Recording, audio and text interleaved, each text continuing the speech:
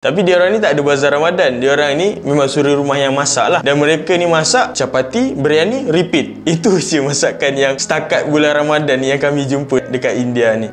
Okay, Assalamualaikum. Saya Ahmad. Welcome back to my channel.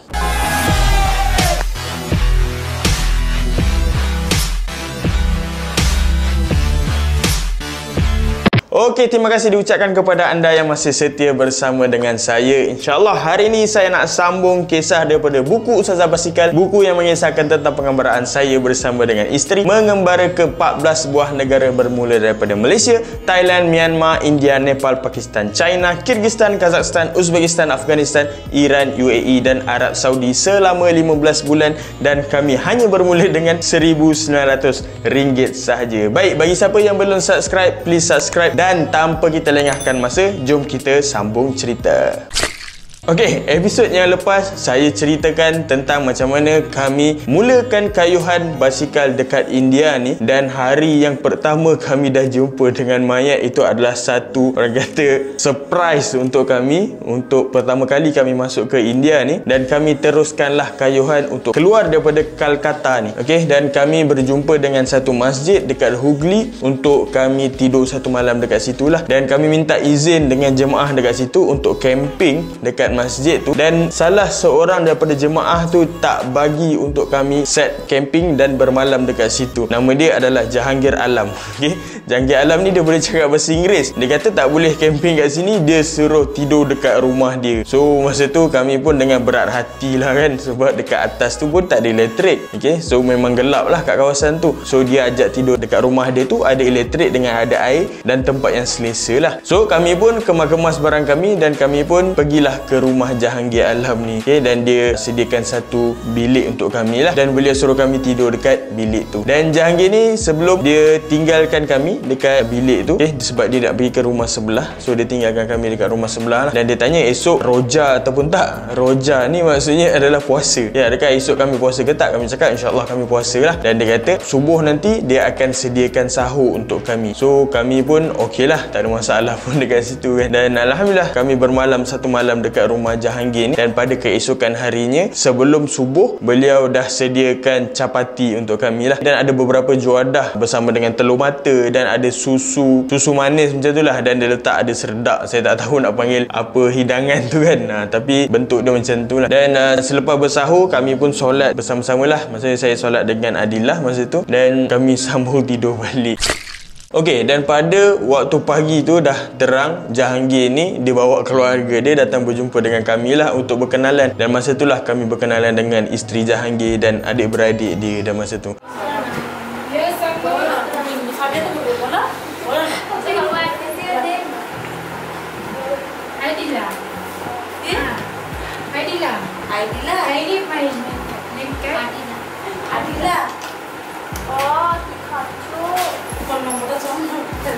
Dan Jahangir ni tanyalah hari ni apa plan. Dan kami masa tu kami tak ada apa-apa plan. Dan dia kata hari ni duduklah satu hari dekat kampung ni. Masa tu saya cakap dengan Ustazah, kita ni pun tak ada kerja-kerja apa-apa masa pun, tak ada masalah pun kan untuk kami nak stay. Dan kami decide untuk nak stay lah satu hari dengan mereka. So Jahangir ni dia nak bawa saya ke rumah ayah dia. Okay, rumah ayah dia tu ada kedai. Lepas tu diorang ni ada masak juadah untuk berbuka lah. So Jahangir nak kenalkan Ustazah ni dengan mak dia. So dia kata dekat je rumah dia. So kami kayuh basikal pun tak apa untuk pergi ke rumah dia. So masa tu kami pun set up kami punya basikal. Barang-barang kami tinggal lah kat rumah Jahangir ni. Dan kami pun mulakan kayuh basikal sampailah ke rumah ayah kepada Jahangir ni. Dan bila sampai dekat rumah ayah dia tu, rupa-rupanya rumah ayah dia tu kat belakang. Kat depan dia ada kedai lah. So kami pun parking dekat rumah dia tu. Dan masa tu ayah dia cakap suruh Adillah masuk ke dalam rumah.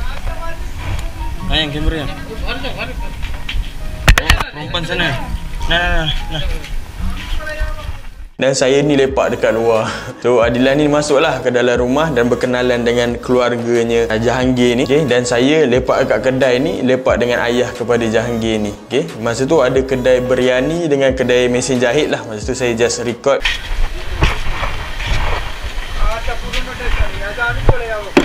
Okay.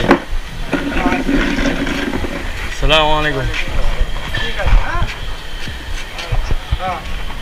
Assalamualaikum.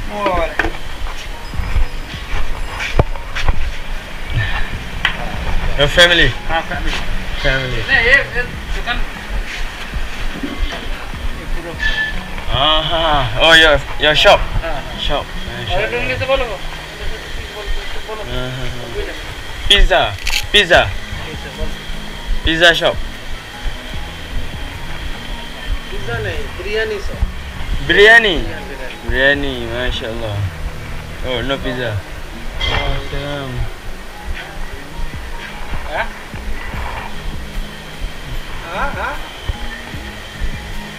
क्यों नहीं हाँ थाके तो बटे कोथा से आज चाल गोविंदपुर सेक्टर हाँ गोविंदपुर सेक्टर लौटा माता का म्यूनसिपल जेटा हम कर लेंगे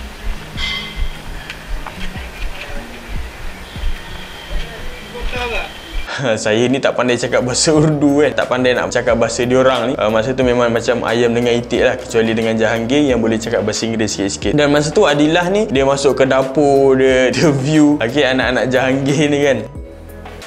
Ya, Prana Khor. Prana Khor, dapur.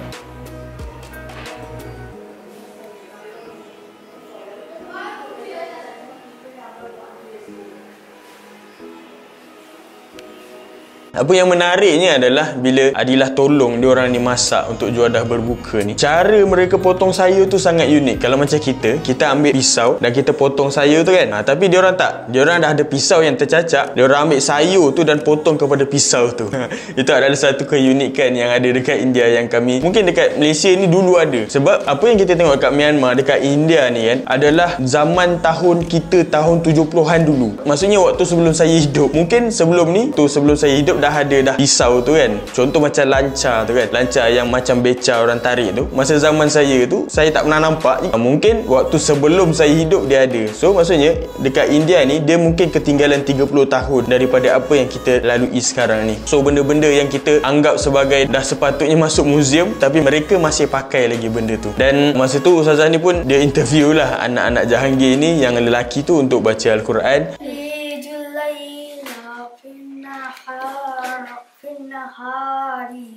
وتولج النهار في الليل وتخرج الحي من الميت وتخرج الميت من الحي وترزق من تشاء بغير حساب لا يتخذ المؤمنون الكافرين أولياء من دون المؤمنين ومن يفعل ذلك فليس من الله في شيء إلا أن تتقوا منهم تقات ويحذركم الله ويحذركم الله نفسه وإلى الله المصير. Masya Allah. Masih apa? قل إن تخفوا ما في صدوركم أو تبدوه يعلمه الله ويعلم ما في السماوات ويعلم ما في السماوات والأرض وما في الأرض والله على كل شيء قدير. يوم تجد كل نفس ما عملت من خير محضرا وما عملت من سوء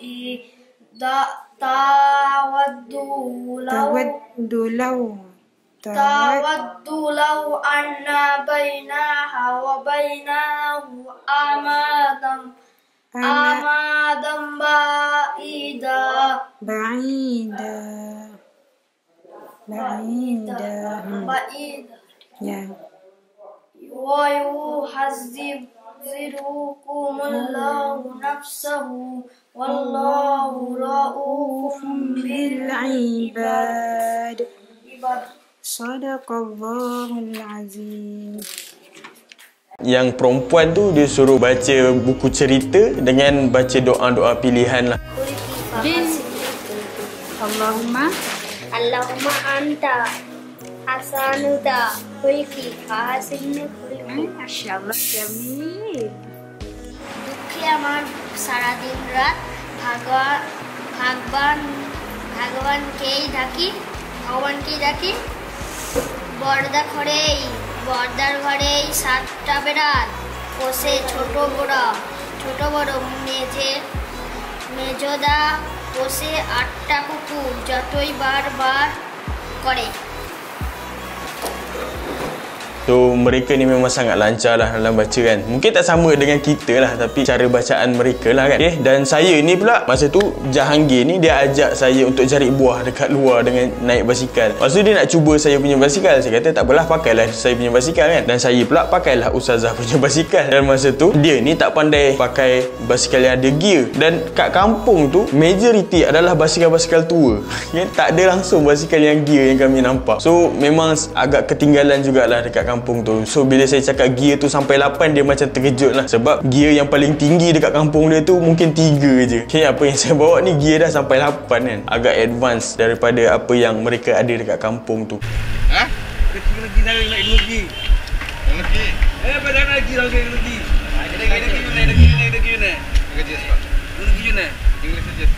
It's for put handphone.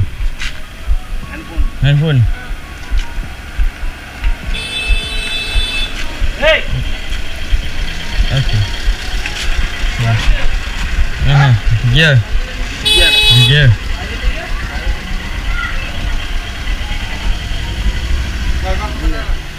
Duduk naik tu. Gear. Gear. 8.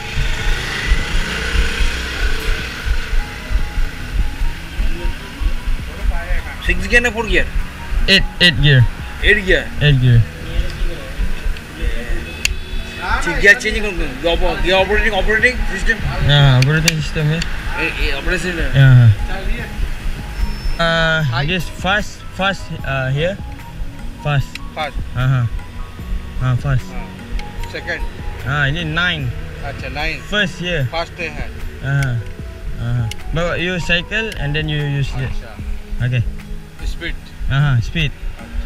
Fast. Now. Yeah, fast. Full speed. Full speed. So kami pun kayuh basikal dekat pekan Ugli tu, dan kami jumpa beberapa kedai buah lah untuk kami beli buah untuk berbuka malam nanti. Ada beberapa kedai buah dekat situ, kami pun belilah. Masa tu Jahangir ni dia pergi belilah. Dan masa tu adalah seorang pakcik ni tanya, dia offer pisang kan. Saya cakap saya Roja. Cik boleh cakap Urdu sikit kan, berpuasa kan. Roja. Dan bila dah beli buah tu, kami pun baliklah ke rumahnya Jahangir ni. Okay, rumah ayah Jahangir ni lah, untuk get ready untuk buka puasa. Dan sebelum maghrib, saya dengan Ustazah ni balik ke rumah Jahangir, dan makanan tu kami bawa sekali lah sama-sama. Dan pada waktu maghrib, kami berbuka lah.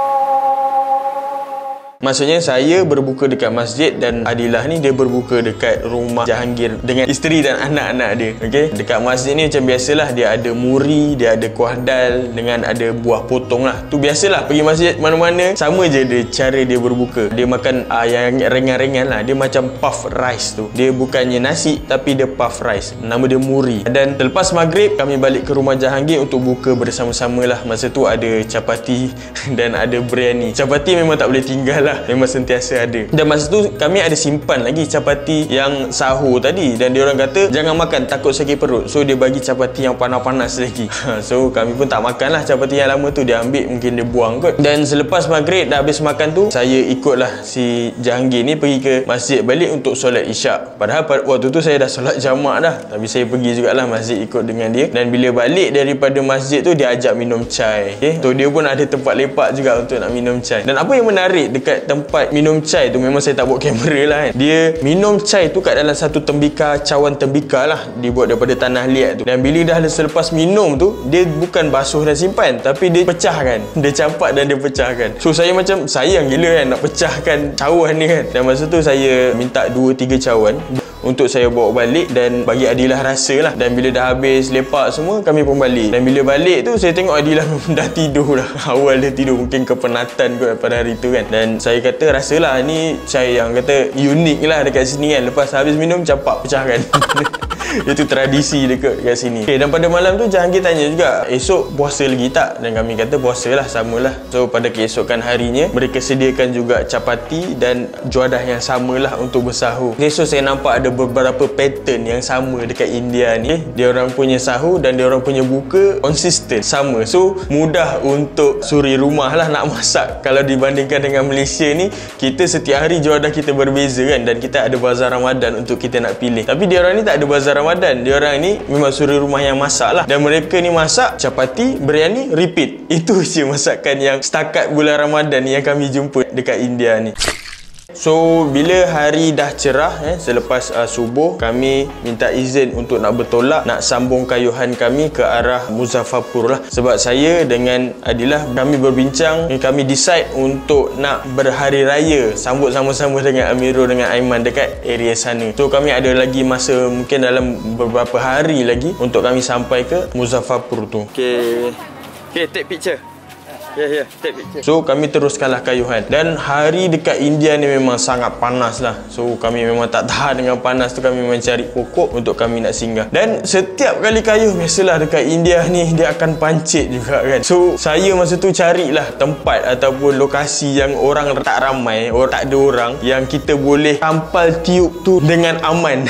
Okay, sebab kita tahu bila kita berhenti je, memang akan ada orang yang datang untuk kerumun dan tengok apa yang berlaku kan. So masa tu kami keluar sikit daripada jalan untuk nak betulkan. Dan masa tu saya geram sangat kan. Asyik pancit je, saya tampal stiker dekat rim tu sebab takut punca dia adalah datang daripada rim, sebab kami tak jumpa punca dia. Dan masa tu saya teringat yang Kak Ija pernah bagi stiker yang tampal muscle tu. Kalau muscle sakit tu tampal muscle kan. Dan saya gunakan stiker tu untuk tampal dekat rim kat bahagian dalam tu lah. Dan selepas tu barulah letak tube supaya tak bocor lagi. Dan masa tu bila dah siap je, kami pun sambunglah kayu. Dan apa yang berlaku lagi, pancit lagi.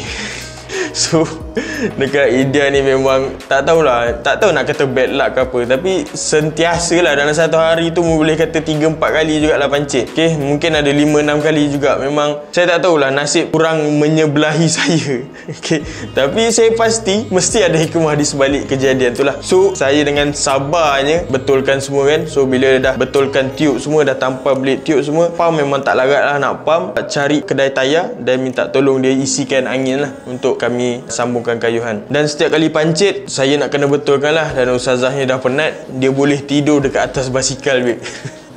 Dia boleh steady tidur dekat atas basikal kan. Tu ustazah je boleh tidur macam tu. Dan saya perasan waktu tengah betulkan basikal tu, saya nampak jalan raya India ni dia lebih kurang macam jalan raya Malaysia. Dan masa tu saya pernah tanya dengan Amirul kan, perasan tak jalan raya dekat India ni memang sama sebiji macam plus dekat Malaysia. Dan rupa-rupanya Amirul cakap memang betul lah. Dulu Samir Velu masa dia memerintah sebagai Menteri Kerja Raya, okay, kalau tak silap saya salah betul kan. Dan pada tahun 2001 dia kerjasama dengan kerajaan India untuk buat jalan raya dekat India ni ni lah. So patutlah sama sebiji jalan raya ni macam dekat Malaysia. Okey, dan selepas dah siap semua benda tu, kami pun sambunglah kayuhan.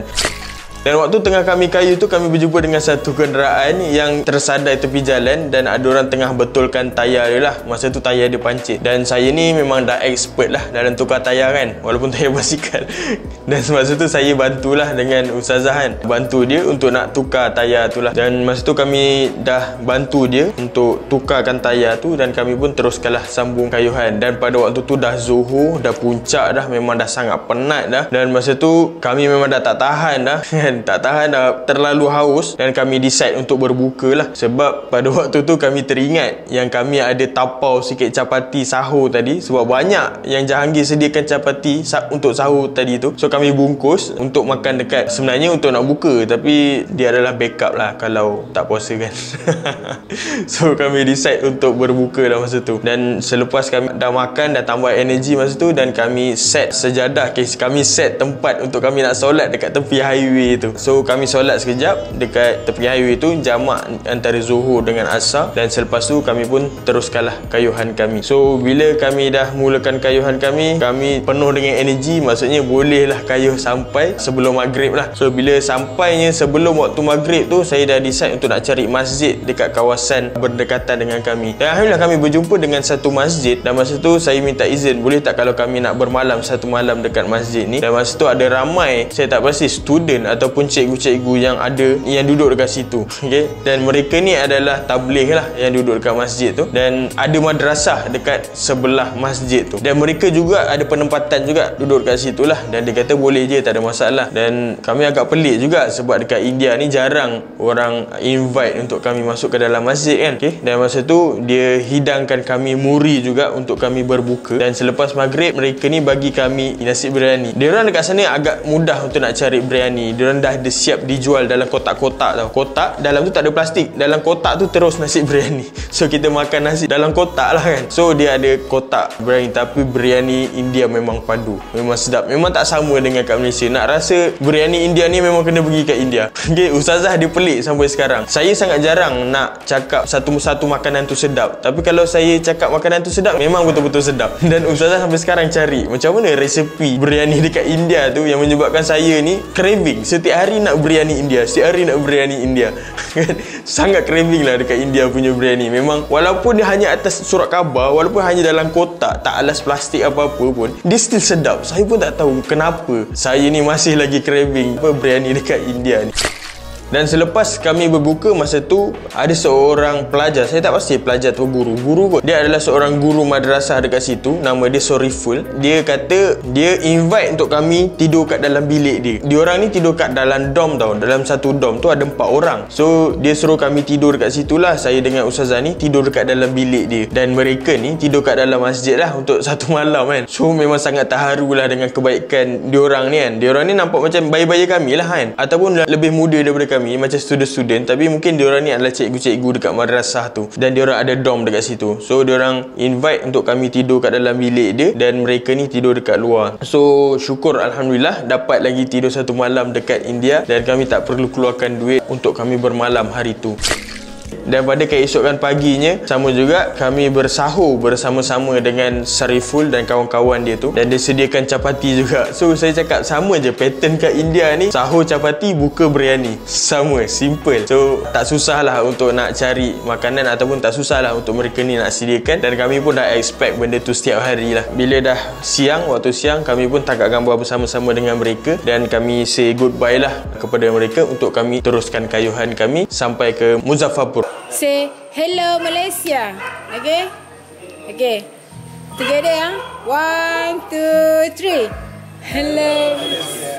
Okay, thank you. Dan insyaAllah pada minggu depan saya akan ceritakan macam mana kami ni dikepung dekat satu tempat nama dia Jamtara. So tempat ni adalah tempat yang paling culture shock lah yang kami rasai dekat India ni. InsyaAllah sehingga kita berjumpa pada minggu depan. Sebelum tu, sedikit hikmah saya nak kongsikan dengan anda. Allah Subhanahu Wa Taala berfirman dalam Al-Quran di dalam surah Insyirah ayat 5 dan ke-6, fa inna ma'al usri yusra inna ma'al usri yusra. Sesungguhnya berserta dengan kesusahan ada kemudahan, dan sesungguhnya berserta kesusahan ada kemudahan. Dua kali Allah seru dan dua kali Allah berfirman dalam Al-Quran menunjukkan Allah janji di setiap kesusahan Allah dah sediakan kemudahan, Allah dah sediakan kesenangan. So jom kita sama-sama doakan kepada sahabat-sahabat kita, family kita, keluarga kita, sanak saudara kita yang terperangkap di dalam banjir besar dekat Selangor, di dalam Malaysia, supaya mereka dipermudahkan urusan, dan pesan kepada mereka untuk terus bersabar kerana di setiap kesusahan pasti ada kesenangan. Okey, sehingga kita berjumpa lagi pada episod yang akan datang. Siapa yang belum subscribe, please subscribe. InsyaAllah. Saya Ahmad. Assalamualaikum warahmatullahi wabarakatuh.